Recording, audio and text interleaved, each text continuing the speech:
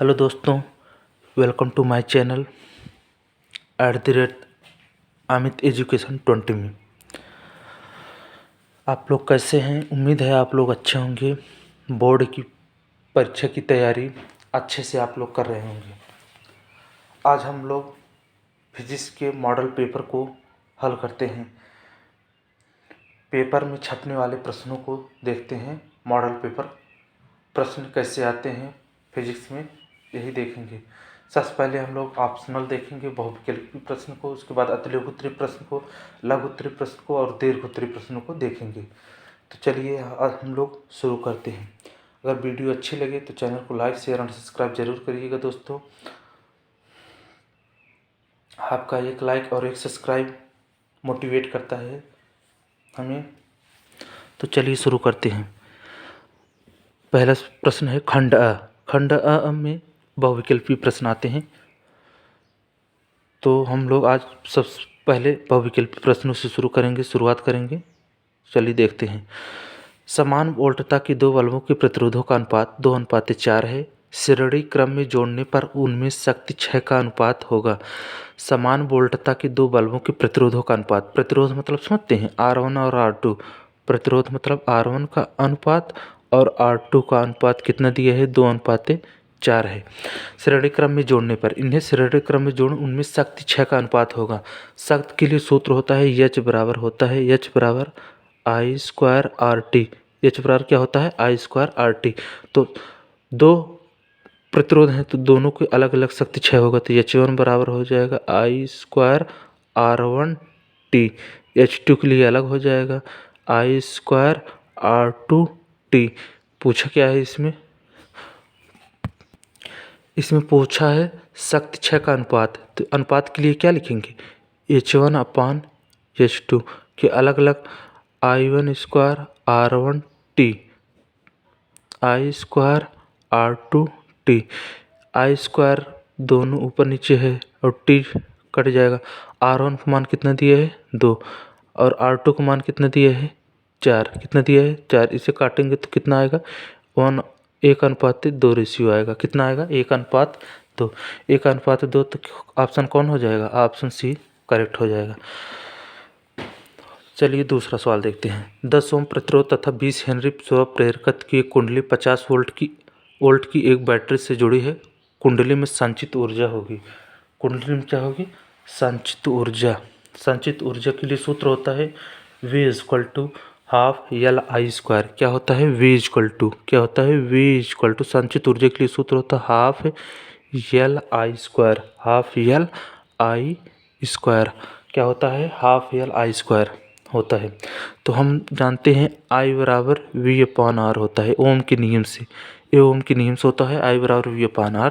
संचित ऊर्जा U हो जाएगा। क्या हो जाएगा? U। संचित ऊर्जा U A1/2 LI के V/R का होल स्क्वायर।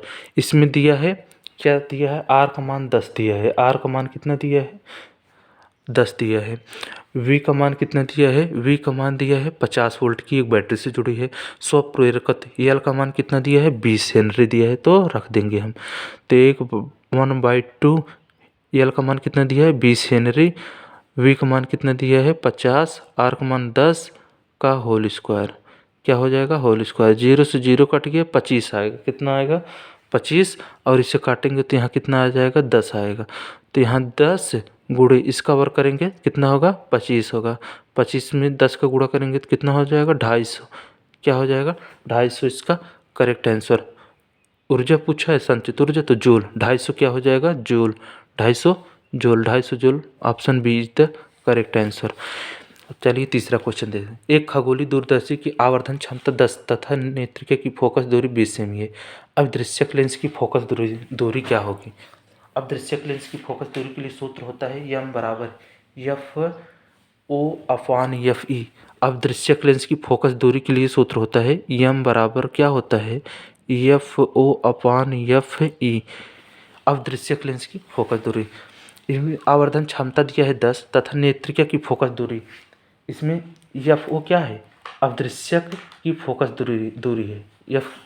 ये जो FO है ए अदृश्य की फोकस दूरी है और एफ ई क्या है, नेत्रिका की फोकस दूरी। आवर्धन क्षमता का मान दिया है, कितना दिया है, 10। पूछा किसका है, यह अदृश्य लेंस की फोकस दूरी, मतलब एफ ओ का मान पूछा है। एफ ई का मान कितना दिया है, 20। कितना दिया है, 20। तो एफ ओ इधर डिवाइड में तो उधर जाएगा तो क्या हो जाएगा, मल्टीपल में, मल्टीपल करेंगे तो कितना हो जाएगा, 200। फोकस दूरी पूछा है तो सेंटीमीटर, 200 सेंटीमीटर इसकी फोकस दूरी है। Option number A is the right answer. देखते हैं चौथा क्वेश्चन। एक तत्व के परमाणु जो कि द्रव्यमान में भिन्न है परंतु समान प्रकार के रासायनिक गुण रखते हैं कहलाते हैं, क्या कहलाते हैं, क्या क्या कह रहा है, एक तत्व के परमाणु जो कि द्रव्यमान में भिन्न है, द्रव्यमान भिन्न है तो मतलब क्या है, परमाणु क्रमांक समान है परंतु समान प्रकार के रासायनिक गुण रखते हैं। परमाणु क्रमांक समान है तो परमाणु क्रमांक समान, द्रव्यमान संख्या भिन्न, तो क्या होता है, समस्थानिक होता है। क्या होता है, समस्थानिक। क्या होता है, समस्थानिक। Option number D is the correct answer. परमाणु भार समान हो, परमाणु क्रमांक भिन्न हो तो समभारिक होगा। क्या होगा, समभारिक। भार समान है। तो अब चलिए पांचवा क्वेश्चन देखें। वायु में प्रकाश की चाल 3 × 10⁸ मीटर प्रति सेकंड और 1.5 अपवर्तनांक वाले कांच की में प्रकाश की चाल होगी। प्रकाश की चाल की सूत्र होता है n बराबर, क्या होता है, n बराबर c/v होता है। क्या होता है, c। इसमें दिया है प्रकाश की चाल 3 × 10⁸। क्या दिया है, 3 × 10⁸ दिया है, 3 × 10⁸ बट्टा v का मान पूछा है तो v इधर चला गया, n इधर, n नीचे आ जाएगा तो अपवर्तनांक कितना हो जाएगा, तो v बराबर हो जाएगा c/n। इसी पे रखेंगे तो हो जाएगा, इसमें भाग देंगे, यहाँ से दशमलव हटाएंगे तो ऊपर एक जीरो बढ़ जाएगा तो 30 हो जाएगा। कितना हो जाएगा, 30 × 10⁸। 15 के 15 दूना, 2 बार में कट गया, 2 × 10⁸। कितना होगा, 2 × 10⁸ मीटर पर सेकंड। 2 × 10⁸ मीटर पर second is the right answer. Last question, बहुविकल्पी क्वेश्चन का लास्ट क्वेश्चन है, देखते हैं। 3.2 कूलाम आवेश में इलेक्ट्रॉनों की संख्या। 3.2 कूलाम में आवेश में इलेक्ट्रॉनों की संख्या। इलेक्ट्रॉनों की आवेश बराबर होता है, Q बराबर होता है N × E। तो इलेक्ट्रॉनों की संख्या पूछा है तो N बराबर क्या हो जाएगा, Q/E। Q का मान कितना दिया है, Q का मान दिया है 3.2 कूलाम। कितना दिया है, 3.2 कूलाम। इलेक्ट्रॉन का आवेश होता है, E का मान कितना होता है, 1.6 × 10⁻⁻19। कितना होता है, -19 इसमें रख देंगे 1.6 × 10⁻⁻19। ऊपर ले जाएंगे, नीचे माइनस है तो ऊपर ले जाएंगे तो क्या हो जाएगा, प्लस हो जाएगा। भाग देंगे तो हो जाएगा 2 × 10⁻19। कितना होगा, 2 × 10⁻19 इलेक्ट्रॉनों की संख्या होगी। कितना होगा, 2 × 10⁻19 electron. Option number C is the correct answer. अब हम लोग देखते हैं लघुत्तरी अतिलघुत्तरी प्रश्नों की। अब तक ऑप्शनल को देख, बहुविकल्पी देखो, अब हम लोग देखते हैं अतिलघुत्तरी प्रश्न को, 2 नंबर के। ऐसे परमाणु जिनके नाभिक में प्रोटॉनों की संख्या समान परंतु न्यूट्रॉनों की संख्या भिन्न हो, क्या कहते हैं। प्रोटॉनों की संख्या मतलब परमाणु क्रमांक। प्रोटॉनों की संख्या क्या होती है, परमाणु क्रमांक। परमाणु क्रमांक बराबर होती है प्रोटॉनों की संख्या। अगर प्रोटॉनों की संख्या समान है, परमाणु क्रमांक न्यूट्रॉनों की संख्या भिन्न है तो इसमें क्या कहेंगे, समन्यूट्रॉनिक। क्या कहेंगे, समस्थानिक। प्रोटॉनों की संख्या समान है ना तो समस्थानिक होगा, समस्थानिक। क्या होगा, समस्थानिक। न्यूट्रॉनों की संख्या भिन्न है, प्रोटॉनों की संख्या समान है। अब न्यूट्रॉनों की संख्या समान रहेगी, प्रोटॉनों की संख्या भिन्न रहेगी, सब न्यूट्रॉनिक हो जाएगा। समभारिक के लिए परमाणु क्रमांक या समान रहेगा या प्रोटॉनों की संख्या समान रहेगा। उससे जिनमें परमाणु भार समान हो, समभारिक के लिए जिनमें परमाणु भार समान हो या द्रव्यमान संख्या जिसे कहते हैं उनको समान हो तो समभारिक कहते हैं। एक कूलाम आवेश में इलेक्ट्रॉनों की संख्या क्या होगी। एक कूलाम आवेश, Q का मान कितना दिया है, Q का मान दिया है 1 कूलाम। E का मान होता है 1.6 × 10⁻⁻19। इलेक्ट्रॉन को Q बराबर होता है Ne। Q बराबर होता है Ne। N बराबर हो जाएगा Q/E। N का मान पूछा है, N बराबर हो जाएगा Q/E। Q का मान के 1.6 × 10⁻⁻19 ऊपर जाएगा तो 10⁻19 बटा 1.6, 1 गुणे इतना हो जाएगा। यहाँ से तो हो जाएगा 10 और यहाँ से दशमलव हटाएगा तो 1 जीरो और हो जाएगा 16 गुणे 10⁻18। 1 जीरो यहाँ से निकल चुका है तो 18 हो जाएगा। भाग देंगे 16×6.25 गुणे 10⁻18 आ जाएगा। कितना आएगा, 6.25 गुणे 10⁻18 इलेक्ट्रॉनों की संख्या होगी।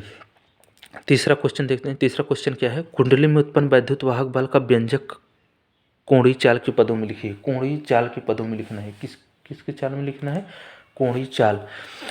कुंडली में वैद्युत वाहक बल, वैद्युत वाहक बल का मतलब ई, वैद्युत वाहक बल का मतलब क्या होता है? ई। ई बराबर एन ए बी, क्या होता है? N A B. ई बराबर होता है एन ए बी ओमेगा, क्या होगा? Omega sine omega T, sine omega T. इसमें एन बराबर हो जाएगी फेरों की संख्या। एन क्या हो जाएगा? फेरों की संख्या हो जाएगा, फेरों की संख्या हो जाएगा। ए क्या हो जाएगा? एरिया। ए क्या होगा? क्षेत्रफल। बी क्या हो जाएगा? ए क्या हो जाएगा? एरिया। ए क्या हो जाएगा? एरिया। बी क्या हो जाएगा? चुंबकीय क्षेत्र। ओमेगा क्या हो जाएगा? ओमेगा घूर्णन आवृत्त या कोणीय आवृत्त हो जाएगा। बी क्या हो? चुंबकीय क्षेत्र हो जाएगा। Magnetic area, magnetic area. Omega क्या होगा? कोणीय आवृत्त हो जाएगा। ओमेगा क्या हो जाएगा? कोणीय आवृत्त हो जाएगा।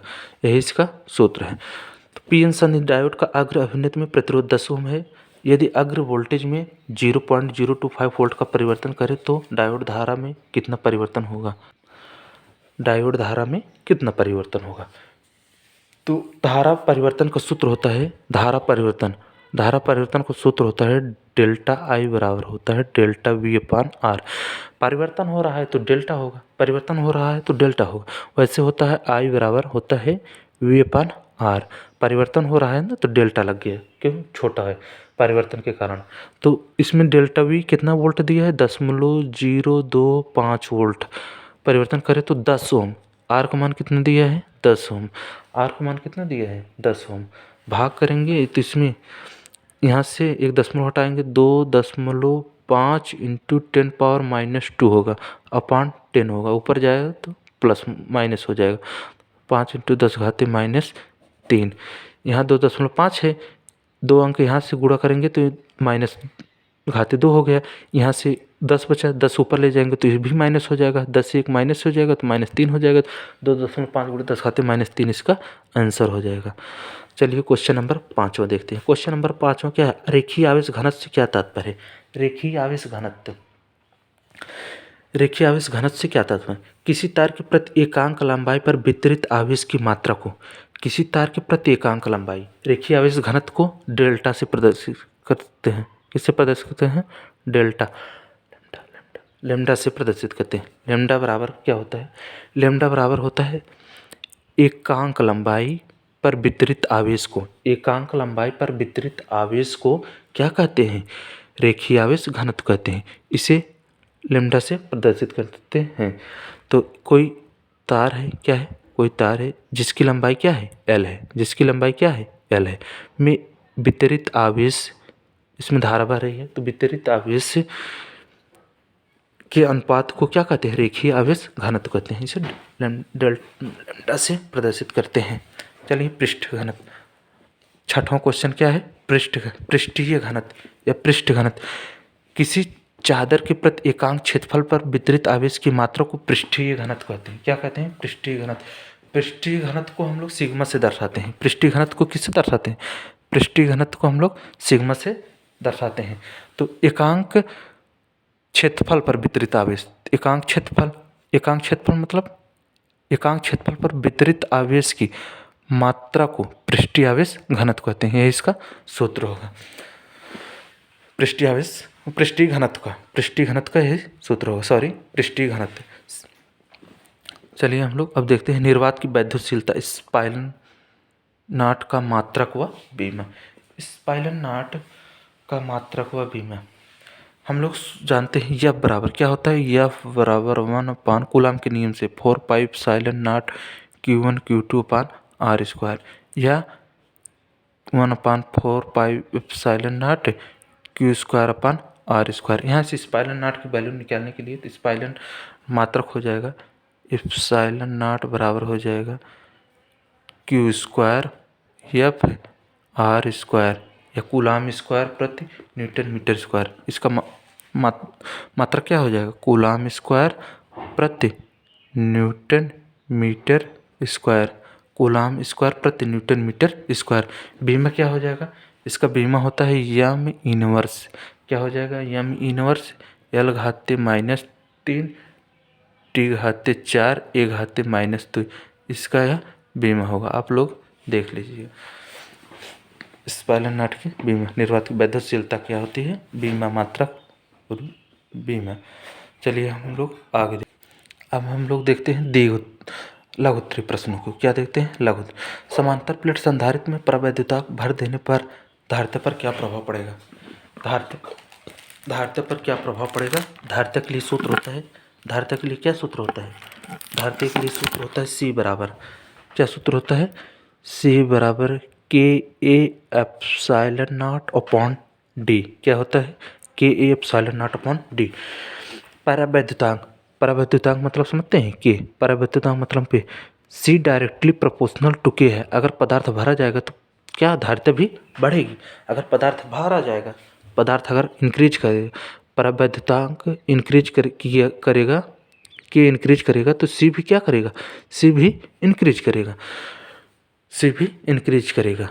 इस यही संबंध है, यही प्रभाव पड़ेगा। अगर परावैद्युतांक भरा जाएगा तो वैद्युत धारिता बढ़ेगी, जरूर बढ़ेगी। तो चलिए दूसरा देखते हैं। दूसरा क्या है, किसी आवेशित संधारित्र की स्थितिज ऊर्जा के लिए व्यंजक प्राप्त कीजिए। वाह, स्थितिज ऊर्जा के लिए इंपॉर्टेंट क्वेश्चन है।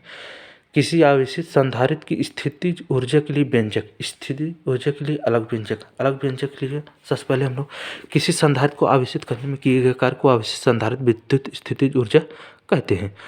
कोई संधारित्र है, उसको आवेशित करने के लिए जो कार्य करना पड़ता है उसी को क्या कहते हैं, संधारित्र विद्युत स्थितिज ऊर्जा कहते हैं। माना संधारित्र की धारिता C है और इसे Q आवेश देने से इसका विभवांतर भी हो जाता है।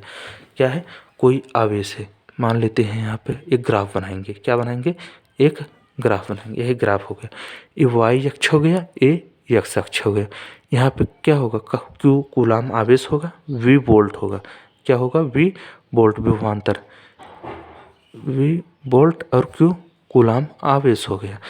ये O हो गया, क्या हो गया, O बिंदु से एक बिंदु, एक बिंदु A है, क्या देने से इसका विभवांतर भी हो जाए। यदि V व Q के बीच ग्राफ खींचे, V व Q के बीच ग्राफ खींचे तो ग्राफ एक सरल रेखा होगी। ग्राफ क्या होगी, एक सरल रेखा होगी जो Q के समांतर है। तो यहाँ भी क्या हो जाएगा, Q AQ है तो A भी क्या हो जाएगा, Q AB है तो विभवांतर वोल्ट है, वोल्ट है तो A भी वोल्ट होगा। तो एक्स वाई अक्ष है, ये क्या है, एक एक्स वाई अक्ष ले लेते हैं। सबसे पहले एक्स वाई अक्ष हो गया। वाई अक्ष पर Q आवेश है, संधारित्र की धारिता C है। वाई अक्ष पर Q आवेश है और संधारित्र की धारिता क्या है, C है। और एक्स अक्ष पर V वोल्ट की एक बैटरी है। क्या है, V वोल्ट की एक बैटरी है। मूल बिंदु O है, इसका मूल बिंदु क्या है, O है, इसका मूल बिंदु क्या है, O है।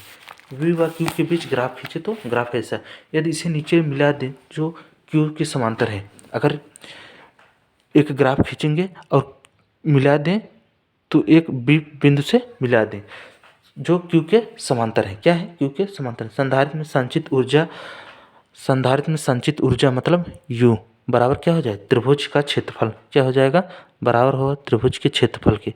किसके क्षेत्रफल के होगा, त्रिभुज के क्षेत्रफल के। इंपॉर्टेंट क्वेश्चन है इसलिए मैं बता रहा हूँ आप लोगों को। त्रिभुज के क्षेत्रफल, तो U बराबर क्या हो जाएगी, U बराबर 1/2 क्षेत्रफल होता है आधार। क्या होता है, आधार गुणे ऊंचाई। क्या होता है, आधार गुणे ऊंचाई।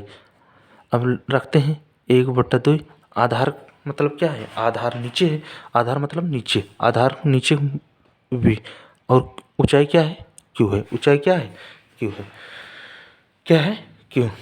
तो U बराबर क्या हो जाएगा, एक QV, QV हो जाएगा। क्या हो जाएगा, QV। तो हम लोग जानते हैं V बराबर क्या होता है, C/Q। V बराबर क्या होता है, V बराबर होता है C/Q, या C बराबर होता है, C बराबर होता है, C बराबर होता है Q/V, Q/V, या V बराबर होता है Q/C। V बराबर क्या होता है, Q/C होता है। तो यही रख देंगे। तो Q जहाँ CV रखेंगे, क्या रखेंगे, CV। तो C बराबर क्या हो जाएगा, Q बराबर हो जाएगा, यहाँ पे Q बराबर क्या हो जाएगा, CV। CV यहाँ पे रख देंगे 1/2, Q जहाँ CV × V तो हाफ CV² हो जाएगा। क्या हो जाएगा? CV²। तो हम लोग जानते हैं V बराबर क्या होता है? Q/C। अगर V बराबर होता है मतलब Q² की स्क्वायर कट जाए तो हो जाएगा Q²/2C। क्या हो जाएगा? Q²/2C। यही है संधारित्र में संचित ऊर्जा है। x अक्ष y अक्ष का कोई अक्ष रहेगा, y अक्ष पर Q आवेश रहेगा, v अक्ष पर वोल्ट में रहेगा। तो समांतर एक बिंदु O लेंगे, यहाँ से मिला देंगे तो बिंदु B पे आएगा मिलेगा। समांतर लेंगे तो Q हो जाएगा, समांतर लेंगे तो यहाँ पे क्या हो जाएगा? Q। तो यही है V और Q में संचित ऊर्जा। संचित संधारित्र ऊर्जा के लिए V बराबर त्रिभुज के क्षेत्रफल के बराबर होगा। तो 1/2 आधार गुणे ऊंचाई हो जाएगा, 1/2 V × Q हो जाएगा। C बराबर Q/V होता है। C बराबर क्या होता है? Q/V। यह V बराबर हो जाएगा Q/C। V बराबर Q/C, Q बराबर CV यही रख देंगे। Q का मान CV रख देंगे तो हाफ CV² हो जाएगा। फिर C बराबर Q/V होता है, Q² C², C कैंसिल हो जाएगा तो Q²/2C आ गया। इम्पोर्टेंट है आपके एग्जाम के लिए। आपके एग्जाम के लिए क्या है? इम्पोर्टेंट है। अब चलिए हम लोग आगे देखते हैं। अनुगमन वेग से आप क्या समझते हैं? अनुगमन वेग से आप क्या समझते हैं? अनुगमन वेग तथा धारा घनत्व के बीच संबंध स्थापित कीजिए। अनुगमन वेग क्या है? अनुगमन वेग मतलब वह वेग जिसके द्वारा चालक के मुक्त इलेक्ट्रॉन आयनों से टकराते हुए वायु विद्युत क्षेत्र के प्रभाव में धन सिरे की ओर आगे बढ़ते हैं, उस वेग को अनुगमन वेग कहते हैं। अनुगमन वेग क्या कहते हैं? कोई अनुगमन वेग वह वेग जिसके द्वारा चालक के मुक्त इलेक्ट्रॉन, जो चालक के मुक्त इलेक्ट्रॉन रहे वो आयनों से टकराकर वायु विद्युत क्षेत्र के प्रभाव में, जो वायु विद्युत क्षेत्र का जो प्रभाव रहेगा वह धन सिरे की ओर क्या बढ़ेंगे? आगे बढ़ेंगे। उसी को क्या कहते हैं? अनुगमन वेग। अनुगमन वेग के लिए अनुगमन वेग मतलब और धारा घनत्व मतलब J, अनुगमन वेग मतलब VD, यही इसका संबंध है। तो होता है J बराबर क्या होता है? J बराबर होता है धारा घनत्व। J बराबर I/, क्या होता है? A। J बराबर मतलब ये धारा घनत्व का सूत्र है। क्या इसका है? धारा घनत्व का, ये धारा घनत्व का सूत्र है। तो चूंकि हम लोग जानते हैं I बराबर होता है, धारा बराबर होता है NEAVD। क्या होता है? NEAVD। तो यही I को इसमें रख देंगे तो हो जाएगा NEAVD/A। इस A कैंसिल हो जाएगा तो क्या बचेगा? NEVD। क्या बचेगा? NEVD। यह VD बराबर हो जाएगा, VD बराबर हो जाएगा, ये हो गया J बराबर हो गया, J बराबर NEVD। तो VD बराबर हो जाएगा, क्या हो जाएगा? J/NE। क्या हो जाएगा? NE। J क्या है? धारा घनत्व है। VD क्या है? एक अनुगमन वेग है। N क्या है? इलेक्ट्रॉनों की संख्या। E क्या है? इलेक्ट्रॉन पर आवेश है। क्या है? इलेक्ट्रॉन पर आवेश। अब गतिशीलता के लिए अलग होता है। गतिशीलता के लिए क्या होता है? गतिशीलता के लिए म्यू बराबर होगा, क्या हो जाएगा? म्यू बराबर हो जाएगा VD/E। गतिशीलता के लिए अगर पूछ लिए गतिशीलता के लिए तो VD बराबर म्यू बराबर VD/E होता है। क्या होता है? E। VD की जगह J/E नहीं रख देंगे, म्यू बराबर हो जाएगा E गतिशीलता है। क्या है? गतिशीलता। म्यू बराबर VD की जगह J/NE और कैपिटल E क्या है? ये वैद्युत क्षेत्र है। क्या है? ये वैद्युत क्षेत्र है। ये गतिशीलता के लिए सूत्र है। क्या किसके लिए सूत्र है? गतिशीलता के लिए सूत्र है। चलिए अब हम लोग आगे देखते हैं। आगे क्वेश्चन है, अब लघुत्तरी क्वेश्चन आ गए हैं। 2 बिंदु आवेश 9E तथा E+E एक दूसरे से 16 सेमी की दूरी पर रखे हैं। इनके बीच एक आवेश Q को कहाँ रखा जाए कि वह संतुलन में हो? क्या हो? संतुलन में हो। इसके लिए हमें फिगर समझना पड़ेगा, सब लिखना पड़ेगा। आपके लिए इम्पोर्टेंट क्वेश्चन है या एग्जाम में ऐसे टाइप के क्वेश्चन जरूर आते हैं। 2 बिंदु आवेश हैं। क्या है? 2 बिंदु आवेश। माना 2 बिंदु आवेश 9E और E एक दूसरे से 16 सेमी। तो चलिए हम लोग समझते हैं। एक बिंदु A हो गया, एक बिंदु A हो गया। क्या है? एक 9E हो गया, एक E हो गया। एक दूसरे से 16 सेमी की दूरी पर, कितना सेंटीमीटर की दूरी पर रखे हैं? 16 सेमी की दूरी पर रखे हैं। इनके बीच एक आवेश Q को कहाँ रखा जाए, माना एक आवेश को कहाँ रखा जाए संतुलन में हो जाए, तो हम लोग मान लेते हैं Q आवेश यहाँ रख देते हैं, Q आवेश को यहाँ रख देते हैं। जब Q आवेश को रख देंगे, Q आवेश को रख देंगे तो जो A है इसे मान लेते हैं बिंदु A मान लेते हैं, इसे बिंदु B मान लेते हैं, इसे बिंदु C मान लेते हैं, क्या मान लेते हैं, D मान लेते हैं, क्या मान लेते हैं, D। कोई आवेश, दो बिंदु आवेश हैं, एक 9e और एक ही, इनके बीच की दूरी 16 सेंटीमीटर है। तो एक बिंदु आवेश Q को कहाँ रखा जाए, मान लेते हैं D बिंदु पर रख देते हैं, तो आवेश संतुलन में हो। इसके लिए हमें समीकरण प्राप्त करना है, कितनी दूरी पर रखना हो, तो यश का मान ज्ञात करना है। कहाँ रखा जाए, तो यक्स का मान पूछा है। तो प्लस Q आवेश से 9e से यक्स दूरी पर रखा है। Q आवेश को जो है Q आवेश को क्या, Q आवेश को 9e से माना यक्स दूरी पर रखा है, माना यक्स दूरी पर रखा है, यक्स दूरी पर रखा है। यहाँ से यक्स हो जाएगा, पूरा 16 है तो 16 माइनस यक्स कर देंगे तो ये वाला निकल के चला आएगा। तो कूलाम के नियम से होता है, कूलाम के नियम से होता है F1 अलग अलग निकलना है, तो F1 बराबर 1/4 pi epsilon not Q1 Q2 upon R square ना।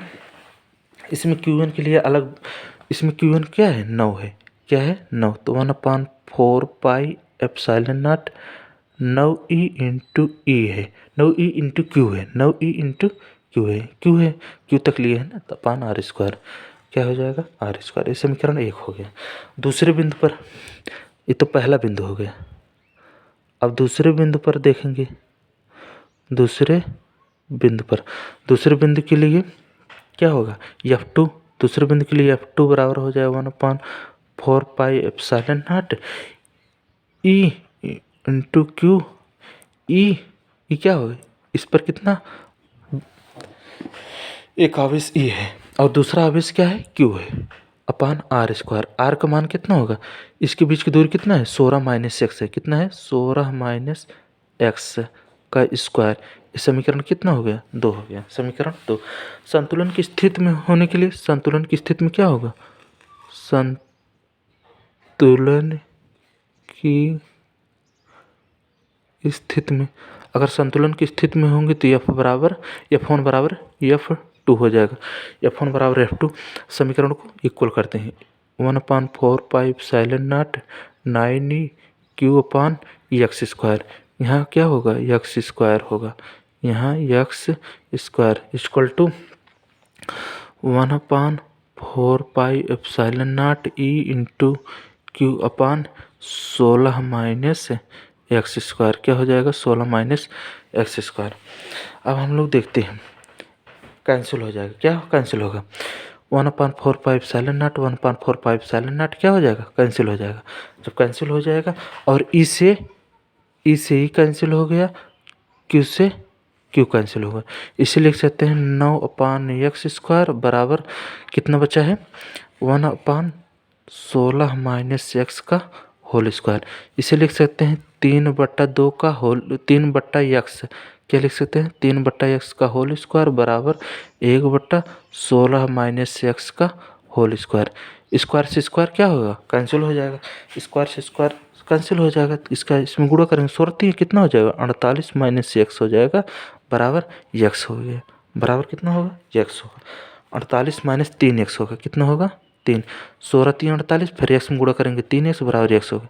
3 इधर माइनस में, 3x इधर माइनस में, तो उधर ले जाएंगे तो क्या हो जाएगा, 3x धन x बराबर कितना हो जाएगा 48, तो हो जाएगा 4x बराबर कितना हो जाएगा 48, तो x बराबर कितना हो जाएगा, x बराबर 48 में 4 से भाग देंगे, कितना आ जाएगा 12 सेंटीमीटर। x का मान कितना आ गया 12 सेंटीमीटर, x का मान 12। अगर आवेश को, Q आवेश को 12 सेंटीमीटर की दूरी पर रख देंगे तो क्या हो जाएगा, तो संतुलन में हो जाएगा, Q आवेश क्या हो जाएगा, संतुलन में हो जाएगा। ये इम्पॉर्टेंट क्वेश्चन है, आप लोग देख लीजिएगा, समझ लीजिएगा बढ़िया से। कोई बिंदु दो बिंदु आवेश हैं, एक नौ एक, उनके बीच की दूरी 16 सेंटीमीटर है। और क्यू आवेश को x दूरी पर मान लेते हैं, रख देते हैं, तो पूरा टोटल 16 है, तो 16 माइनस x कर देंगे तो उसके ई से और क्यू के बीच की दूरी निकल आएगी। क्यू आवेश को 9 इससे माना x दूरी पर रखा है, तो कूलम F1 के कारण 9 इंटू क्यू अपान एक्स स्क्वायर हो जाएगा। दूसरे बिंदु पर F2 1/4πε0 E into Q upon 16 minus x अपान होल स्क्वायर हो जाएगा। संतुलन की स्थिति में होता है F1 बराबर F2 होता है 1/4πε0। समीकरण रख देंगे, हल कर देंगे, तो यही 12 आंसर आ जाएगा। यही इसका आंसर है। अब देखते हैं हम लोग 5वां सवाल। एक समांतर प्लेट वाले संधारित्र की धारिता 16 पिकोफैरड है। यदि प्लेटों के बीच की दूरी घटाकर 2/3 कर दिया जाए, उनके बीच परावैद्युत पदार्थ 3 भर दिया जाए, तब संधारित्र की धारिता होगी। क्या होगी? धारिता। इसमें दिया है C1 बराबर 16 पिकोफैरड। समांतर प्लेट वाले संधारित्र की धारिता के लिए सूत्र होता है C बराबर क्या होता है? C बराबर K/A/0/D। क्या होता है? D। क्या होता है? D। अगर निर्वात में है तो K का मान 1 हो जाएगा। A इसके लिए सूत्र हो जाएगा, क्या सूत्र हो जाएगा? C = A/0/D ना। ये तो पहले के लिए है, तो C का मान कितना दिया है? 16 पिकोफैरड। तो 16 = A/0/D। इस समीकरण 1 हो गया। क्या हो गया? समीकरण 1। यदि क्या भर दिया जाए? यदि दूरी 2/3 कर दी जाए, दूरी क्या कर दी जाए? 2/3 कर दिया जाए और पदार्थ परावैद्युत 3 भर दिए जाए। समांतर प्लेट पर संधारित्र C बराबर K/A/0/D हो जाए। अगर धारिता प्लेटों के बीच की दूरी घटाकर दूरी 2/3 कर दी जाए, परावैद्युतांक 3 भर दिए जाए, तो C डैश, तो धारिता C डैश = हो जाएगी, क्या हो जाएगा? K/A/0/D के लिए हो जाएगा कि 3A/0D 3/2D हो जाएगा। कितना हो जाएगा? 3/2D। 2/3 मतलब 2/3D हो जाएगा। सॉरी, 2 कितना हो जाएगा? 3D। 3 ऊपर चला जाएगा, 3 ऊपर चला जाएगा, 3×3 = 9 A/0। इस मान कितना हो जाएगा? 2D। कितना हो जाएगा? 2D। इस समीकरण 2 मान लेते हैं। क्या मान लेते हैं? 2 मान लेते हैं। समीकरण 2 मान लेते हैं। अब समीकरण 2 जहाँ दिया है समीकरण 1 से, समीकरण 1 से A/0/D = 16 पिकोफैरड। 16 पिकोफैरड। इस यही वैल्यू लाकर समीकरण 2 में रख देंगे। समीकरण 2 में रखेंगे तो C डैश = क्या हो जाएगा? 9 × 16/2। क्या हो जाएगा? 2। 2 से 2 काट देंगे, 8 आ जाएगा। 9 × 8 आ गया, 8×9 = 72। कितना आ गया? 72 पिकोफैरड आंसर आ जाएगा। 72 पिकोफैरड इसका आंसर आ जाएगा। ऐसे सवाल एग्जाम में आते रहते हैं, इसलिए मैंने इससे सवाल लिया है। इस समांतर प्लेट वाले संधारित्र की धारिता 16 पिकोफैरड है। मान लो C का मान कितना दिया है? 16 पिकोफैरड। तो समांतर प्लेट संधारित्र की धारिता के लिए सूत्र होता है C बराबर K/A/0/D। कि अगर एक परावैद्युतांक है, परावैद्युत 1 है, तो K 1 रखेंगे निर्वात में, तो C बराबर A/0/D हो जाएगा। C मान दिया है 16 पिकोफैरड। ये दूरी घटाकर 2/3 कर दिया जाए, दूरी 2/3 कर दी जाए, अब परावैद्युतांक 3 कर दिया जाए, तो उसके लिए क्या होगा? C डैश बराबर K/A/0/D हो जाएगा। 3 K का मान 3, A/0/, दूरी 2/3 मतलब 2/3 हो जाएगा। 3 ऊपर चला गया, 3×3 = 9 A/0/2D हो जाएगा। A/0/2D का मान दिया है 16 पिकोफैरड। यहाँ 16 पिकोफैरड रख देंगे, 2 से काट देंगे, 2 × 8 = 16, 8 बार में कट जाएगा। कितने बार में कट जाएगा? 8 बार में। 8 बार में कट जाएगा, 9 में 8 का गुणा करेंगे, 72 पिकोफैरड आंसर आ गया। चलिए हम आगे देखते हैं। क्वेश्चन नंबर 6 देखते हैं। एक तांबे की तार की लंबाई खींचकर 3 गुनी कर दी जाती है। तार को एक नियत विभवांतर के स्रोत से जोड़ने पर तार के प्रतिरोध पर क्या प्रभाव पड़ेगा? तार की प्रतिरोधकता क्या होगी और मुक्त इलेक्ट्रॉन के अनुगमन वेग पर क्या प्रभाव पड़ेगा? चलिए हम लोग देखते हैं। तो एक तांबे की तार लंबाई खींचकर 3 गुनी कर दी जाए तो प्रतिरोध बराबर होता है प्रतिरोध के लिए सूत्र क्या होता है? प्रतिरोध बराबर होता है नया प्रतिरोध। तो नया प्रतिरोध = N² × पुराना प्रतिरोध। क्या हो जाएगा? पुराना प्रतिरोध। अगर कितना 3 गुना कर दिया जाए, कितना गुना कर दिया जाए? 3 गुना मतलब 3 की स्क्वायर आर, तो कितना हो जाएगा? 9R। कितना हो जाएगा? 9R। तो कितना गुना हो जाएगा? 9 गुना हो जाएगा। तो जो प्रतिरोध है, नया प्रतिरोध निकल कर आएगा वो कितना गुना हो जाएगा? 9 गुना। लंबाई खींच कर 3 गुना कर दिए, अगर 3 गुना कर दिए तो यानी स्क्वायर हो जाए। नया प्रतिरोध बराबर होता है यानी स्क्वायर गुणे पुराना प्रतिरोध। तो 3 स्क्वायर करेंगे, 3 3 9, 9 गुना हो जाएगा। पुराने प्रतिरोध का नया प्रतिरोध जो होगा पुराने प्रतिरोध का 9 गुना हो जाएगा। कितना गुना हो जाएगा? 9 गुना। अब चलिए दूसरा सवाल, तार की प्रतिरोधकता की। तार की प्रतिरोधकता क्या होती है? प्रतिरोधकता, तार की प्रतिरोधकता नियत रहेगी। चालक पर नहीं, प्रतिरोधकता जो होती है चालक पर नहीं, पदार्थ की प्रकृति पर निर्भर करता है। किस पर निर्भर करता है? जो तार की प्रतिरोधकता नियत रहेगी। ये जो प्रतिरोधकता होती है वो चालक पर नहीं, पदार्थ की प्रकृति पर निर्भर करता है। किस पर निर्भर करता है? प्रकृति पर निर्भर करता है। अनुगमन वेग, इसमें दिया है मुक्त इलेक्ट्रॉन के अनुगमन वेग पर क्या प्रभाव पड़ेगा? अनुगमन वेग होता है, अनुगमन वेग Vd directly proportional to L होता है। कितना होता है? L। अगर Vd 3 गुना कर दिए जाए, कितना गुना कर दिया जाए? Vd डायरेक्ट प्रोपोर्शनल टू 3 कर दिए जाए तो क्या हो? अनुगमन वेग 1/3 हो जाएगा। अनुगमन वेग क्या हो जाएगा? 1/3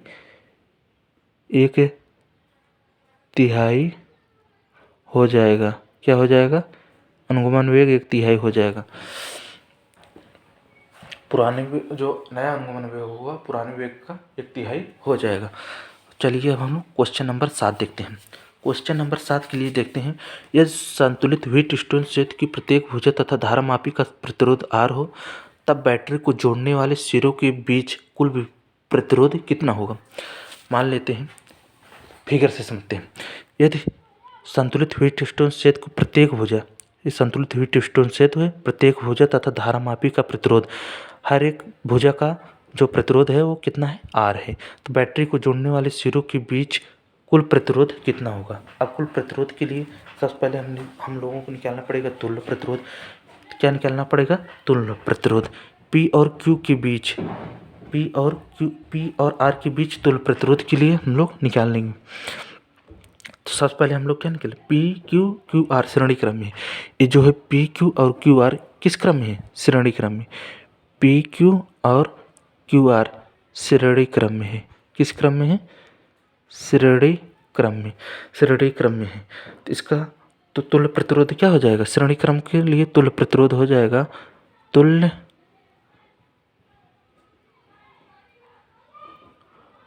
प्रतिरोध क्या हो जाएगा? R dash.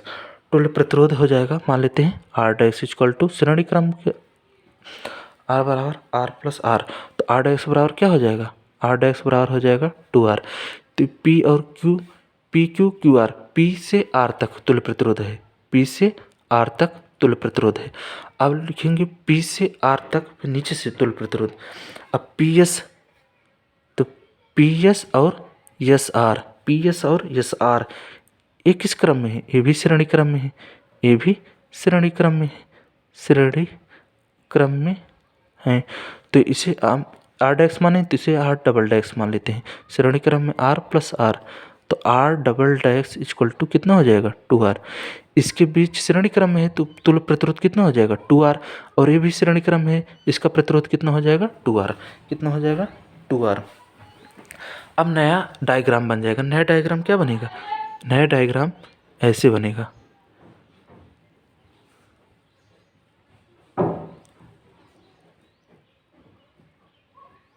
ये नया डायग्राम बन गया। तो P और R क्या हो गया? P और Q, P और R, P और R के बीच तुल्य प्रतिरोध पूछा है। इसे श्रेणी क्रम में तो इसका निकालेंगे तुल्य प्रतिरोध 2R है, इसका श्रेणी क्रम में इसका निकालेंगे तो कितना है? 2R। अभी किस क्रम में आ गए? समांतर क्रम में हो गए। किस क्रम में हो गए? समांतर क्रम में। समांतर क्रम में हो गए। किस क्रम में हो गए? समांतर क्रम में। तो पी आर का तुल्य प्रतिरोध के लिए समांतर क्रम का सूत्र होता है 1 ट्रिपल डैश एक डैक्स माने, दो डैक्स माने, आप ट्रिपल डैक्स मान लेते हो। 1/r डैक्स प्लस 1/r डबल डैक्स, 1/r डैक्स प्लस 1/r डबल डैक्स। इसे हल करते हैं। r डैक्स का मान कितना आया 2r, r डबल डैक्स का मान कितना आया 2r। इसे हल करेंगे तो कितना आएगा, नीचे वाला इक्वल है, नीचे वाला दोनों इक्वल है, तो ऊपर वाला क्या करेंगे, ऐड करेंगे। तो ऐड करेंगे 2/2r आ जाएगा, 2/2r आ जाएगा। तो 1/r triple dash equal to 2/2r, 2 से 2 कट गया तो 1/r आ गया। तो r triple dash equal to हो जाएगा r, r triple dash equal to किसके हो जाएगा, r के, r ट्रिपल हो जाएगा r के। यही इसका कुल प्रतिरोध होगा। कोई भी डिस्टेंस है तो है P और Q R S ना, तो P और R के बीच पूरा तुल्य प्रतिरोध निकालना है हमें, क्या होगा। तो पहले P से Q और Q से R तक लेंगे। ये दोनों किस क्रम में है, श्रेणी क्रम। श्रेणी क्रम का प्रतिरोध निकालेंगे तो 2R आ जाएगा। P S और S R ये भी श्रेणी क्रम है, उनका तुल्य प्रतिरोध निकालेंगे 2R आएगा। तो एक नया डायग्राम बनेगा, ऐसे डायग्राम। तो तुल्य प्रतिरोध P और R के बीच तुल्य प्रतिरोध 2R और 2R ये दोनों किस क्रम में है, समांतर क्रम के लिए सूत्र होता है 1/r बराबर 1/r1 प्लस 1/r2। तो r तुल्य प्रतिरोध निकालना है तो 1/r triple dash equal to 1/r1 dash plus 1/r2 dash रख देंगे। r1 dash equal to 2r, r2 dash equal to 2r रख देंगे। दोनों नीचे का इक्वल है तो ऊपर वाला ऐड कर लेंगे, 2/2r हो जाएगा, 2 से 2 कैंसिल होगा तो कितना आ जाएगा 1/r, 1/r r triple dash equal to r के बराबर हो जाएगा। चलिए अब हम लोग आगे देखते हैं। हम लोग देखते हैं 8वां सवाल। 0.2 मिमी चौड़ाई वाले रेखा क्षेत्र से 2 मीटर दूर रखे पर्दे पर विवर्तन प्राप्त होता है। क्या प्राप्त होता है, विवर्तन। पर्दे पर केंद्रीय उच्चिष्ट की दोनों ओर 5 मिमी पर प्रथम निम्नलिखित पाया जाता है। 5 मिमी पर प्रथम निम्नलिखित पाया जाता है। प्रकाश की तरंग दैर्घ्य की गणना कीजिए। प्रकाश की क्या तरंग दैर्घ्य की गणना कीजिए।